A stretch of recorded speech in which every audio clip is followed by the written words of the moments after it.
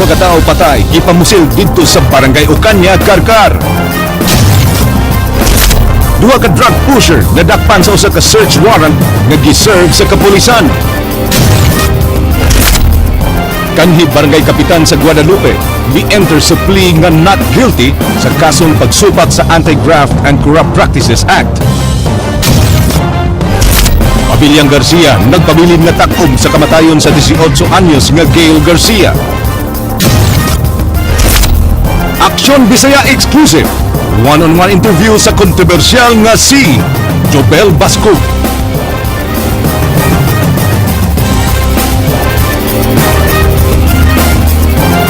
May hapon Sugbo Kabisayaan aniya na mga balita uban ang kinatibuk ang puwersa sa News 5 Cebu karong adlaw Huwebes petsa 11 sa buwan sa Disyembre tuig 2014. Ako si Glenn Soco. Amo nang ihatod ang mas sayong pagbalita inubanan sa mas komprehensibong impormasyon. Ako si Georgia Herrera.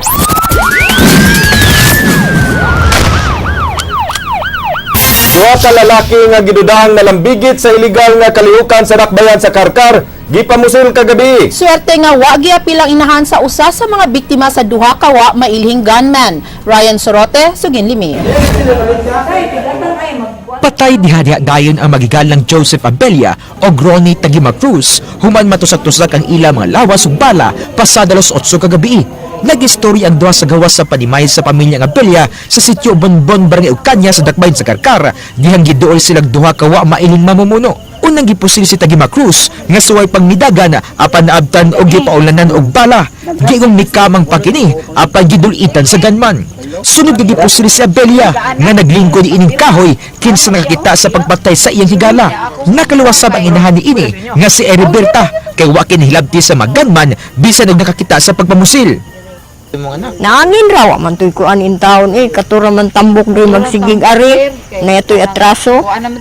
Shotgun og kalibre 45 ang gamit sa duha ka mamumuno base sa duha ka kabhang o usa ka wa makabuto nga bala sa shotgun, 5 ka kabhang og 3 ka deformed slug sa kalibre 45. Nasaylan nga ex-convict sa Abella og gitambangan na siya sa iyang kabanay nga di na magsigig kuig kang Tagima Cruz nga gingong nalambigit sa maigal nga kalihukan sa dapit o gidudahang nagtago-tago kini. Si Ron nagduwa pero karon pa namo na kuan ba bawaan ang istorya sa mga sa investigation mo sa crime scene. Ryan Sorote, News 5. Nasikop sa kapulisan sa Punta Princesa Police Station ang notadong drug pusher sa Barangay Buhisan. Ryan Sorote, Sugin Limi. Dunay mga pangus-og og sanaw ang subject sa search warrant nga si Alan Tilos human suway kining misibat og nilayat og paril sa sitio Nazarin sa Barangay Busay, Dakbayan sa Subo. Ang mga sakop sa SWAT Cebu City ang nakadakop ni Tilos kinsa suway sab nga misukol hinungdan nga gigamitan kining pwersa. Nasabat man ka? Kita kan urus mga SWAT. Kita ka sa mas SWAT? Pultahan ko lang armas. Identify na gini siya, noted na gini siya.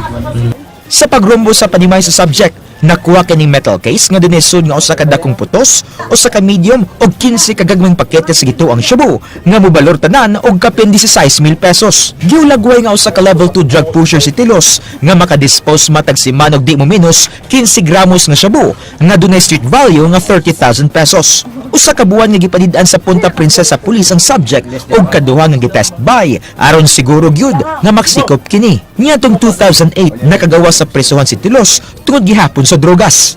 Nga magmaligya. Wala na siyang maligya. Nariga kawanan na niya.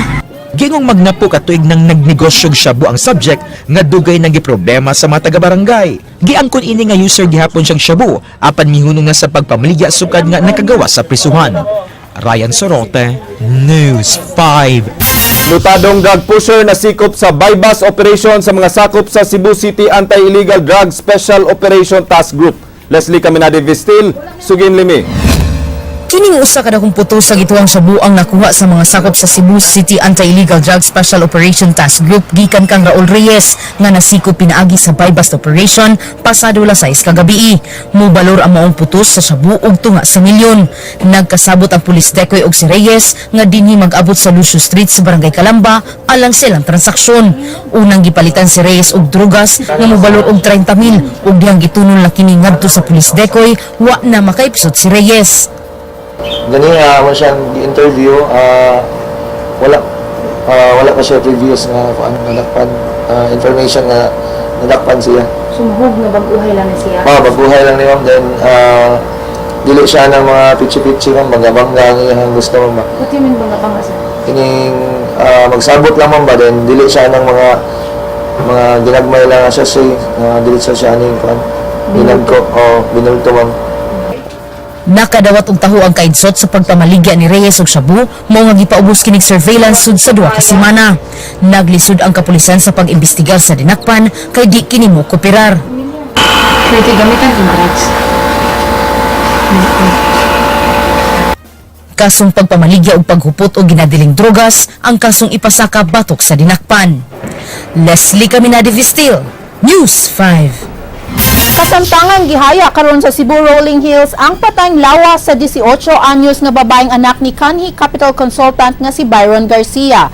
Suway na untang kuhaan sa ilang pamahayag ang pamilyang Garcia sa haya sa namatay na suta nga halos kompleto ang tibuok pamilyang Garcia gani awahi nga naabot ang mga apuhan niini nga silang kanhi gobernador ug kongresista Pabling Garcia ug retired Judge Esperanza Garcia. Nasayran nga niadtong Martes sa gabii nanawag sa kapulisan sa Dakbayan sa Talisay ang mga staff sa South General Hospital human sila makadawat og pasyente nga dunay samad sa ulo kinsa giila nga si Gail Garcia anak ni Byron Garcia.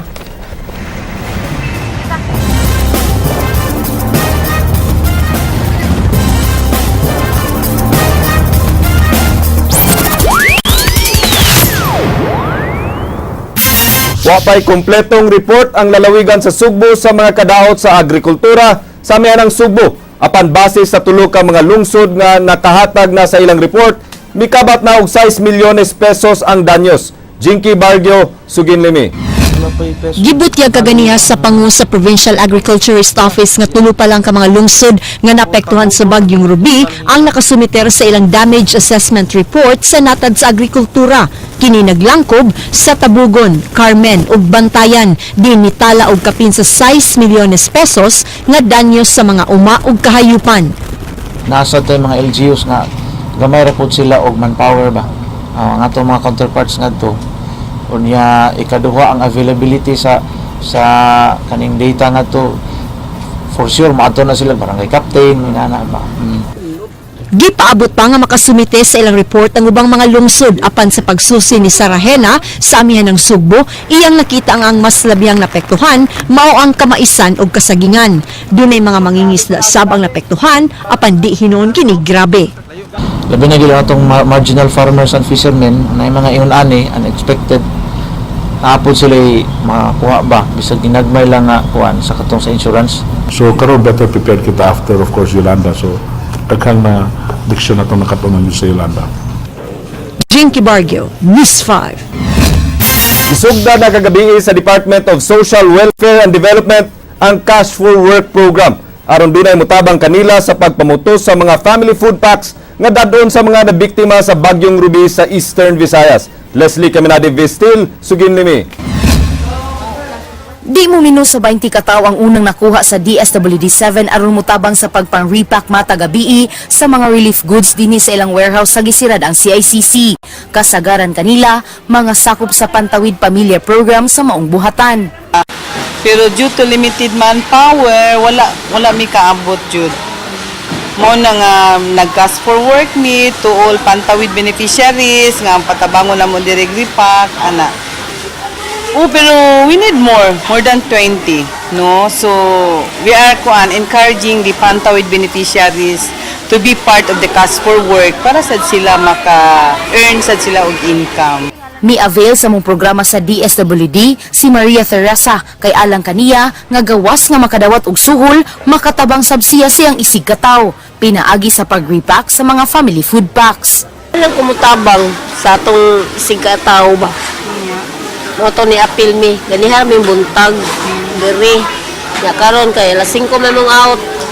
Moto, huwat pa sa mong sweldo. Tabang mi, yan na pa mi kwarta, magpaabot lang mi kay Kagahapon sa hapon, hinay-hinay nang gikarga sa mga sakop sa Naval Forces Central ang mga relief packs nga ihatod sa isla sa Camotes. Matud sab sa tigpamaba sa Navforcen nga doon na sab sila giandam nga mga volunteers nga mutabang sa pag-repack sa matag gabi. For that matter, syempre mga youth yan. So, some of them are willing. And ang ginagawa natin ngayon, naghahanap tayo ng mga organizations na willing talaga silang magtrabaho or to give their mag-volunteer para sa repacking. Talaga nga namang mahirap kasi mag-repack din sa dami kasi na nare-repack. But still, naghahanap tayo ng mga volunteers pa rin para sa gabi. Leslie Caminade Vistil, News 5.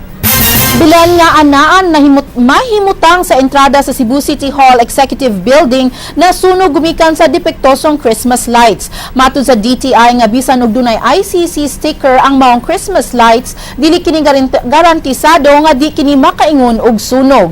Kini ang balita nga giaksyonan ni Andrea Patenya. Nagbanaw ang tubig dinhi sa hagdanan sa Cebu City Hall Executive Building tungod sa niandar nga water sprinkler human masunog kining belen. Matud sa on-duty nga security guard, usa ka kawani ang mipahibaw niya nga nag-asuna ang Christmas lights, lakip na ang mga dekorasyon nga ginama sa newspaper nga gipurmang panganod. Actually mamang kaning kuan nasiga siya nya nakabantay katong empleyado nga padong on duty. Pag ingon niya nga siga sunog kuno mo dagan dai ko kuha dai ko fire extinguisher sa kuan sa Barangay Affairs Office. Mo pasiritan dai nako. Giingon nga wa na nakapasirit sa ilang mga host ang mga bumbero sanglit automatic nga mi-activate kining fire sprinkler sa building sa Cebu City Hall. Giangkon sa empleyado nga usa sa mga mihimo sa Belen nga nabantayan niya ni adtong Lunes nga mibuto ang usa ka bumbilya sa Christmas lights apan padayon lang gihapon kining gigamit. Plano unta nila kining ilisan kadung adlaw apan naunhan sa sunog. Original man na si ma'am pero naisunog anadan isa ka buok ang series. Naisunog nga. Nay kanang ni murag gibuto ba? Na bumbilya. Oh, bumbilya pero wa na to ni kuan ako tong giibot. Giibot na ko to siya karon dili mo function. Ang empleyada nga si Esther maoy namalit sa Christmas lights ug matud ni ini nga sa mall gyud niya kinigi pamalit ug dunay ICC stickers. Pero nisalag jud ato kay na may ICC ingon man nila basta na ICC okay na. Gida sa News 5 ang sample sa gigamit nilang Christmas lights sa buhatan sa Department of Trade and Industry, pagsuta kung original ba ang maong ICC sticker ug tuod naka-register ang ICC number sa ilang records. Giklaro sa DTI nga di guarantee ang original ICC sticker sa pagsiguro nga di mo resulta sa sunog ang paggamit og Christmas lights. Matud pa, posibleng ang busted nga light bulb ang hinungdan kay padayon kining gigamit bisan wa pa ilisi. Kung ang sa series bubuto ang iyang bulb dapat ilisan siya. Ilis nimo sa bulb, it must be the same wattage used sa nagdagan pa na siya. Di sabangay i-overuse ang Christmas lights ug kinahanglan kining papahuwayon matag 3 ka oras aron di mag-overheat. Nasayran nga ang Christmas lights sa nasunog nga Belen pasigaon sugod sa buntag hangtod mga alas 7 sa gabi. Advice na mo straight ka skidding unya ang usage niya is dili ing ana kadugay bitaw. Unya ang Christmas lights po, ang Christmas lights for series dili na siya ibutang sa mga lugar nga mataparan siya og combustible materials just like kanang gapas. Andrea Patenia, News 5. Mga sakyanang di pasahero nga nagbiyahe sa Bagatang Subo naglaraw sa pagpameno sa Plitihan. Matud ni Governor Junjun Davide, usa ka maayong lakang ang plano sa Minibus Operators Association. Matud sa gobernador, uyon siya sa sugyot nga mopirma sila sa usa ka Memorandum of Agreement uban sa mga pundok sa mga bus drivers alang sa pagpameno sa Plitihan. Ang plano nga pagpameno sa Plitihan ilang nahuna-hunaan tungod sa pagpameno sa presyo sa diesel. Reduction sa fair sa labi na itong mga kaigsunan nga magbihayan, no? That's a good para na kumain na nga pinaskuhan para sa mga kuha na to. This is so para sa mga commuters. 50 pesos. Kanhi Barangay Kapitan sa Guadalupe ug ABC President nga si Eugenio Jingjing Felnar ug laing unom ka mga konsihal mi-plead og not guilty sa gipahigayong arraignment kaganiya sa kasong kalapasan sa Anti-Graft and Corrupt Practices Act.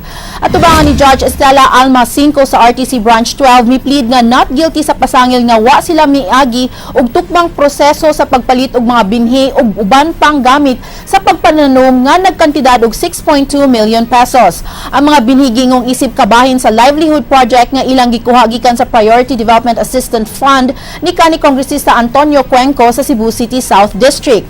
Giklaro sa abogado ni Felnar nga si Attorney Julius Entese nga inosente sa pasangil ang iyang kliyente o ang ilang gibuhat puros in good faith. That law 9184 or the Procurement Act was relatively new at the time, and there is a big likelihood that mistakes can be committed. But insofar as my client is concerned, he has no participation whatsoever other than the purchase and the shopping.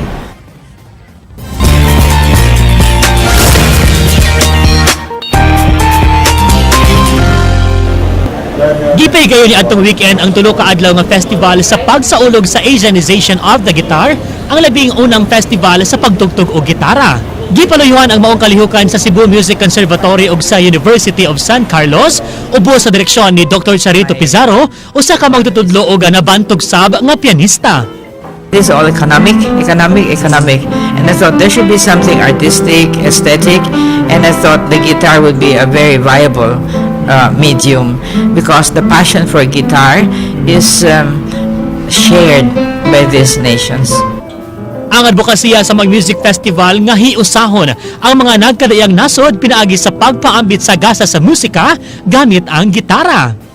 Pipila sab ka mga batanon ang nakabenepisyo sa maong kalihukan nga sakop sa Cebu Music Conservatory. Personally, I think na diba Asianization man siya sa guitar, and then kita mga Cebuano noon man ta nga maayo kita mo gitara. So music is the Filipinos and especially Cebuanos are very musical people. So I think that this will be a really good chance for people to get together. Sa maong kalihukan, giimbitar ang mga esteemed guitarist gikan sa Thailand nga si Dr. Paul Chong, sa Malaysia nga si Simon Chong, ug ang Pinoy nga si Gonzalo Noel Miza. Well, this is about bringing people together to enjoy music. I think Dr. Pizarro has a vision for creating a kind of dialogue between performers and bringing music to the community. Kiingong nagkalain-laing nasod na ang gipagayunan ining Asianization of Guitar nga naabot na sa Southeast Asian countries sama sa Vietnam ug Malaysia. JP Lauquat Sara, News 5.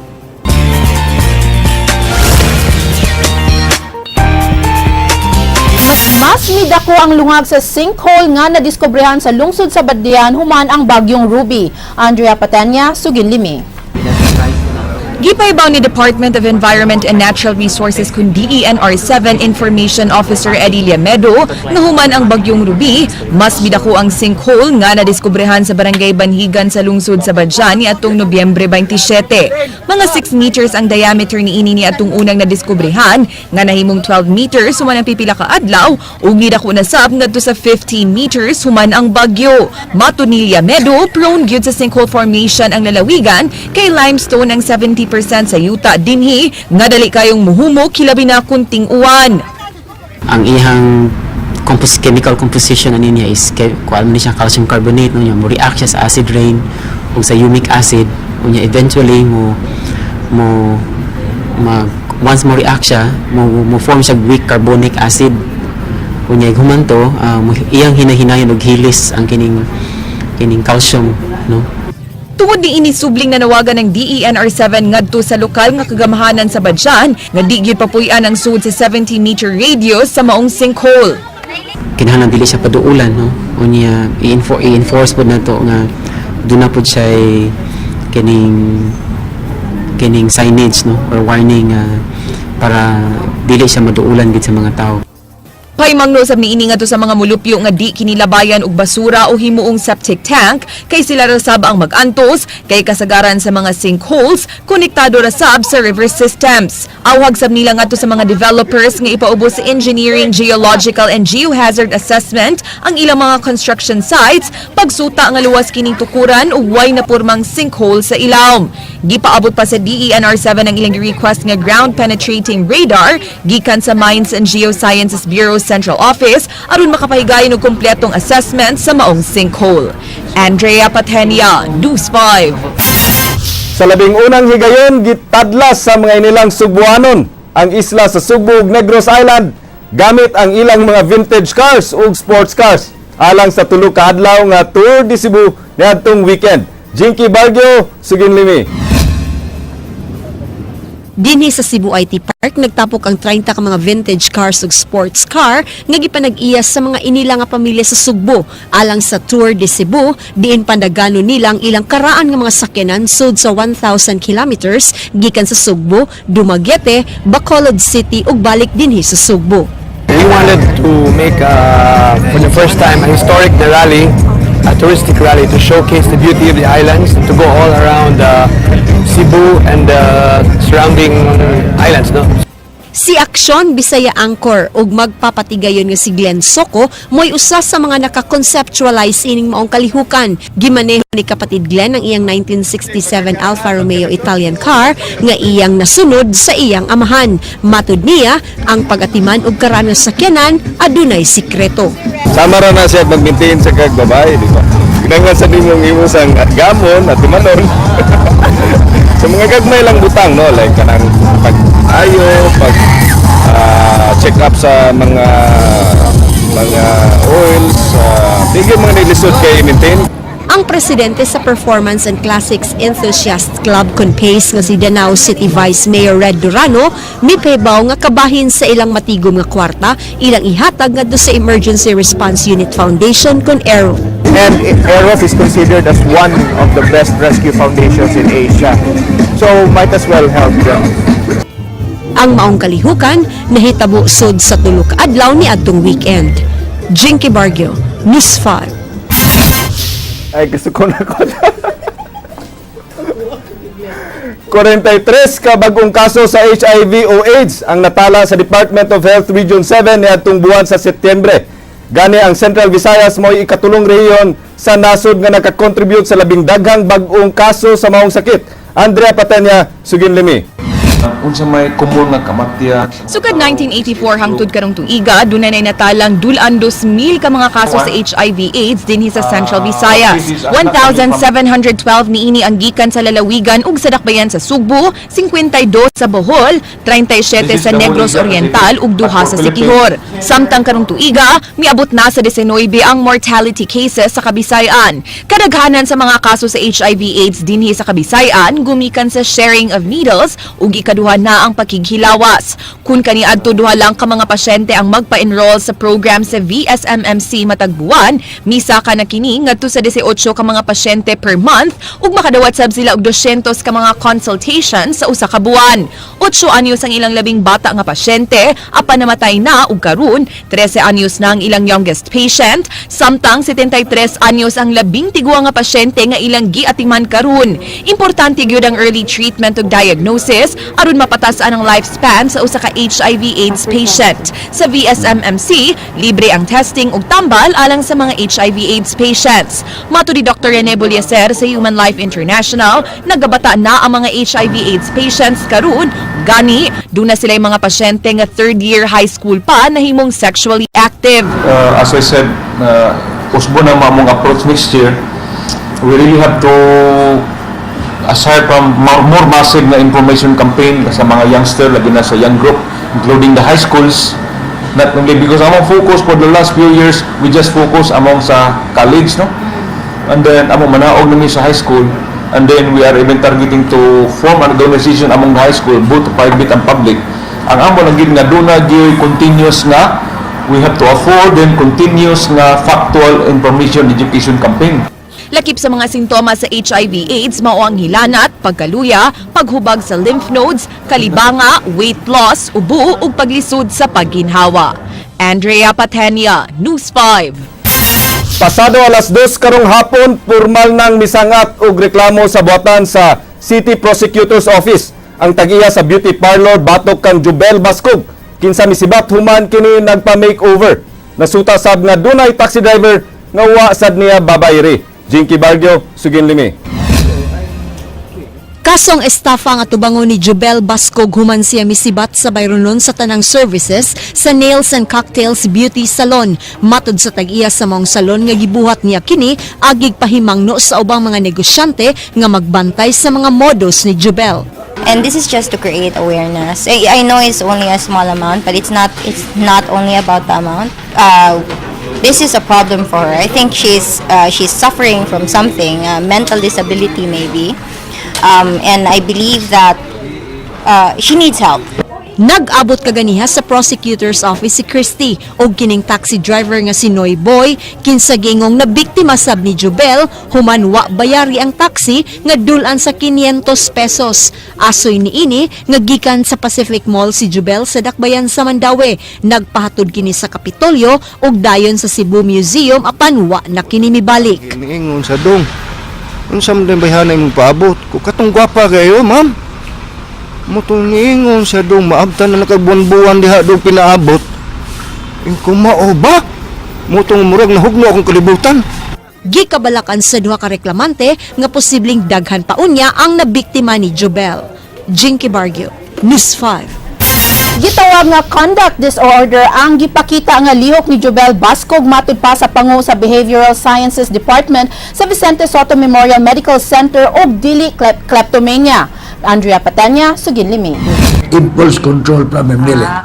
Giklaro ni Dr. Rene Obra, ang pangu sa Behavioral Sciences Department sa Vicente Soto Memorial Medical Center, nga ang pagpangilad aron makuha ang gusto sa usa ka tawo di usa ka matang sa kleptomania kundi usa ka conduct disorder.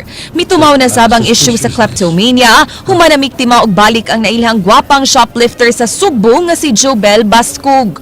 Una kining nakuhaan sa CCTV nga misul-ub og kinawat nga si Nina, human nangilad og mga tindera, gireklamo sab nga wa makabayad sa usa ka bar, nangilad og taga-parlor nga wa mibayad sa iyang gi-avail nga salon services ug karon bag-uhay lang nga wa mobayad sa usa ka resort. Sa magmodo sa halos tanang insidente si Jubel, diin magpaila kining dato ug magpasangil dayong mo-withdraw sa ATM aron makalakaw sa tindahan ug moikya sa iyang financial obligations, magbilin kinig bag aron ipakita nga kunuhay mobalik ra siya. Apan giklaro ni Obra nga ang kleptomania usa ka impulse control problem, diin ang mga pasyente niini magpasagad sa pagpanguwag mga butang apan di mobuhat og swindling. Ang impulse control problem mahimong makapaabsuelto sa gireklamong pasyente sa korte kung mapamatud-an sa doktor ang iyang sakit. Apan ang kanunang pagpangilad sama sa gibuhat ni Baskog usa ka conduct disorder nga gi-characterize sa responsibility, pathological lying ug pagsupak sa mga balaod. Di sama sa impulse control problem, ang conduct disorder dunag yung criminal liability. Kung aware ka, kung sigurado ka nga supak na sa acceptable household o palaw din na pita, and you have this bad intent or evil intent, that makes an act a criminal or a crime. Giingon nga ang kanunay sab nga paghandom og mga butang nga mahalon aron lang mapakita sa publiko nga taas ang iyang social status, sintomas sab sa grandiose delusion. There are people who are some sort mga histrionic, mga egoistic ba na they want to live in a standard nga beyond her limit, no. Mao niya para masamtanda sa tong mga viewers, hindi gitawag na to simple living lang gid no. Matod ni Obra, mahimo pang matabangan ang mga pasyenteng dunay conduct disorder, pinaagi sa pagpatumar og mga medisina aron ma-cure ang imbalance sa neurotransmitter sa iyang utok, inubanan sa counseling. Apan usa sab sa labing epektibong solusyon mao ang saktong paggiya ug pagtagad gikan sa mga ginikanan kay kasagaran sa mga anak nga dunay conduct disorder ug antisocials kuwang ra sa pangga. Physical presence of the parents kung naamagani medyo lax or lack of parental guidance nga medyo kanang close guarding ba. Andrea Patenia, News 5. Human sa pagsibya sa aksyon Bisaya sa subling pagbiktima ni Jobel Bascog sa usa ka beauty salon, naalarma ang usa ka resort diyang ilang nadiskubrihan nga si Jobel Bascog diay ang ilang guest. Kagahapon napakyas kita sa pagkuha sa habig ni Jobel apan karong adlaw sa lain na usab nga aksyon Bisaya exclusive ang one-on-one interview uban kang Jobel. Kini ang balita nga giaksyonan ni King Perez. Human migawas ang exclusive report sa News 5 kabahin sa wala pagbayad ni Jobel Bascog sa Nails and Cocktail Salon midangop ang mga sakop sa Cabo San Miguel Resort ni ining inyong tigbalita. Tulo na kaadlaw nag-check-in si Jobel sa resort diri sa lungsod sa Asturias ug miabot na ang bayranan og 15,000 pesos. Mipasalig kini nga mabayran rang resort sulod karong adlaw kay padung na daw ang iyang ginikanan diri sa Asturias gikan sa Hilongos Leyte. Lakip kuno nga bayran sa iyang ginikanan mao ang salon services sa Nails and Cocktail Salon. But when she found out that I was Jobel Bascog, of course she panicked. I mean, not panic. I am really not kanang blaming Christy whatsoever. She did the right thing. She did what was supposed to be done. She did the kanang common na reaction if ingani ang situation. Wa usab kuno niya tuyo ang mubiya sa salon niya tong gabi sa Disyembre 4. Mirason si Jobel nga mukuha unta siya og kwarta apan adunay kalit nga emergency nga kinahanglan niya nga adtuon. Ang receptionist misalig raw sab nga gibilin niya iyang bag. I had cash, but it wasn't enough. So, I was about to go back, pero something came up, emergency came up, so wala ko kabalik. And it was very late. It was very late. I don't want the staff to keep waiting. Mi-claim si Jobel nga nagpadala dayon siya og kwarta sa tag-iya sa salon. Pinaagi sa money remittance apan matud niya nasayop ang gisugo niya sa pagpadani ini. I really sent money. I asked somebody. I just didn't know nga wrong ang tracking number. Matud ni Jobel mabalaka dayon ang mga establisimento nga iyang sudlan kung mahibaw nga siya si Jobel. Gani sa Cabo San Miguel Resort, di unta mabalaka ang establisimento nga wa pa mapayri ang resort bill kung wala nila mahibawi nga siya si Jobel. Matud pa sa nagduma sa resort, Georgina Basog ang iyang igamit nga pangan sa pag-check-in. Nahibawan na lang nila nga siya ang kontrobersyal o gila nga gwapang shoplifter sa Cebu. Human nag-trending sa social networking sites ang balita sa Aksyon Bisaya sugod kagahapon. Gikatahong modus niya nga magpaila isip adunahan nga babay nga adunay mga negosyo. Matud sa nagduma sa Cabo San Miguel Resort, mao na kini ang ikatulong higayon sa iyang pag-check-in sugod ni adtong Lunes. Sa unang duha ka higayon aduna kini lalaking kauban. Naka-check-in na usab si Jobel uban sa maong lalaki sa kaubang pension house sa Cabo San Miguel Beach Resort nga ang Villa Adela sa lungsod sa Balamban. Giila sa mga sakop sa resort ang lalaki nga kauban ni Jobel nga ang inilang negosyante sa poultry sa Balamban nga aduna nay pamilya. Uyab daw niya, babe man lang tawag. Nga na siya, uyab niya. Pero di na lang namuhisgutan kong kinsa, basta na ay pamilya, na anak ko tulo ka buo. Pasado alas 11 sa buntag, wala gihapon miabot ang mga ginikanan nga gisaad ni Jobel. Nakahukom na ang mga sakop sa resort nga i-blatter na ang insidente sa kapulisan sa Asturias. Human wala miabot ang giingon ni Jobel nga iyang ginikanan nga mulukat kaniya. Gihold sulod sa police station si Jobel samtang gipaabot ang sumbong nga ipasaka batok kaniya. Mo reklamo ni common gud ang management nga ug bigyan mabayaran mo pilot sila o kaso.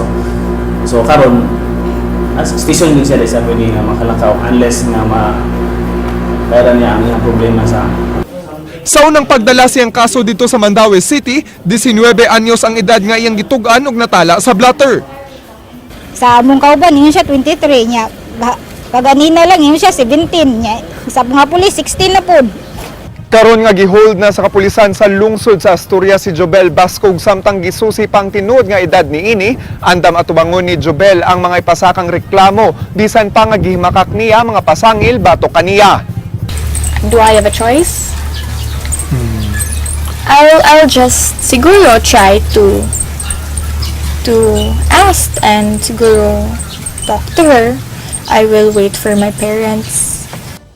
Unang milanog ang pangan nga Jobel Bascog human masakpi sa CCTV camera sa J Center Mall nga gisulob ang gikatahong gikawat nga mga sinina sa stud boutique. Ingon man ang uban pang mga insidente sa pag-ikyas sa bayronon sama sa Live Super Club o giabangan nga van. Matug niya, nagpasusi na siya sa doktor human sa nahitabong kontrobersiya ni adtong Agosto. For your recovery, ma'am, are you seeing doctors as well? Yes. Yes. I am. How is it helpful to your recovery? Very helpful, super helpful. Matod ni Jobel, wala niya gigamit ang iyang kagwapa sa pag-ikya sa mga blayro nun. I am simple naman. I mean, for me, no, I don't get why people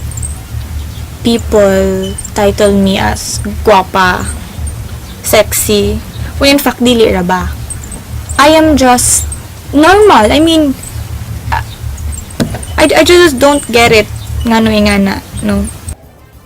Wa siya nakitang sayop sa iyang pagbalik sa Cebu human sa hitabo ni adtong Agosto. Sanglit usa kini isa iyang mga pamaagi nga maka-recover.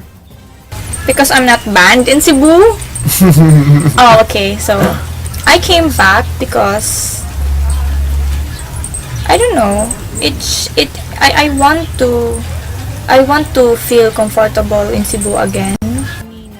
Mensahe niya alang siya mga bashers, wa siya pakialam kanila tungod kay aduna siya igong suporta sa iyang pamilya ug sa mga mituo kaniya. Ang una-una sa tao karon is really close naman. I couldn't say anything to convince them. King Perez, News 5. Nindot nga storya to nga sundan. About Jobel? At least nanay mo na gamit sa balaod. I don't know, Glenn. Okay, comment, Glenn, because sometimes I don't believe what she's saying. I think she likes the attention, in my own personal opinion. May bawaan na sa maabot nga mga adlaw, no? Yes. Unya, Attorney Georgia, 14 ka adlaw na lang, Pasko na. Ug subay ni Ana, Glenn, ilusad na sa mga ahensya ubos sa Department of Transportation and Communication ang Oplan Ligtas Biyahe sugod karong Disyembre 19 alang sa mga pasaherong mamauli sa probinsya o mamakasyon karong holiday season. Andrea Patanya, sugin ni Ming. Matod sa chairman sa Regional Management Council sa DOTC 7, Nigel Paul Villarete, magsugod na sabang issuance sa special permit sa Marina ug LTFRB aron di mahutan og buses o mga barko alang sa mga mudagsa nga pasahero. Kini alang sa Oplan Ligtas Biyahe nga magsugod karong Disyembre 19. So kung naka-special permit, nakakuha ka special permit, imo na siyang i-paste sa imong windshield so that visible. So ang Coast Guard makakita ani will allow you to the Ro-Ro ship, no? Otherwise, we would give the warning that if you are not able to present the special permit, does tantamount to colorum operations. And we all know that colorum operation will cost you about 1 million pesos. Dugang sa LTFRB, mupahigayon sab sila inspection sa buses kauban ng Land Transportation Office. Whether the bus are roadworthy lang mga sakyanan.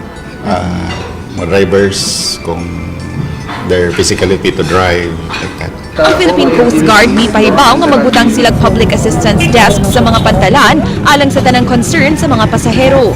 Tambag sad nila nga to sa mga pasahero nga manawag yudaan aron pagsiguro kung mahinayon ba ang ilang mga biyahe sa barko. Hilabi na nga duna pay duha ka weather systems nga posibleng musud sa Pilipinas sa di pa matapos ang tuig. What we can advise that to our passenger to continuously monitor the weather condition, no? And they can do this by going to the website of Pag-asa and also listening to the radio, no? Samtang giplanuhan sab sa maong council nga mo deploy og shuttle buses sa airport alang sa mga pasahero kay kanunay problema ang kanihit sa taxi sa airport matag holiday rush. We have to be careful that this will not be overdone, that it will result to actually competing with the existing providers because that will be unfair competition. So we will draw up the mechanics. I will have it approved by the board on December 16. Andrea Patenia, News 5. Ug maugkadto ang mga balita sa Aksyon Bisaya kini si Glenn Soco. Daghang salamat, ako si Georgia Herrera. Bisan asa, bisan kanusa, kapatid. Kay gilang kutob sa balita. Action!